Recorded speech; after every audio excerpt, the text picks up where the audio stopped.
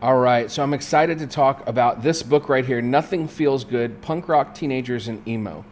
This book was written by Andy Greenwald, who's gone on to write, first of all, he was a writer for Spin Magazine about the time that this book came out, which came out in 2006, but he's gone on to write for a few TV shows and help create some shows. This book is essentially the history of emo music, kind of stemming out of late 80s, early 90s emotional punk rock, specifically the DC punk rock scene. It's well written, it's funny. In some cases, it's kind of a little critical of the emo scene, but ultimately really fun. It spends a lot of time on a few specific areas of emo. And of course, since it's from 2006, it's dated about then. I'm a big fan of emo music, and so I really enjoyed reading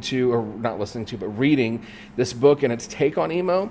Especially there's a huge chunk that follows Dashboard Confessional, which to me was sort of my introduction into emo, not just Dashboard Confessional, but his earlier band Further Seems Forever. So I really enjoyed it, and I think that you too would enjoy checking this out if you're a fan of musical biographies.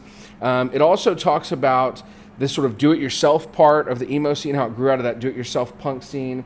It talks about the social media aspect, including it gives a history of a few different aspects of social media, like LiveJournal and Makeout Club, which a lot of people have forgotten. Makeout Club was a social media network that existed before MySpace, and specifically was very focused on the scene of like emo, punk, hard rock, that kind of stuff.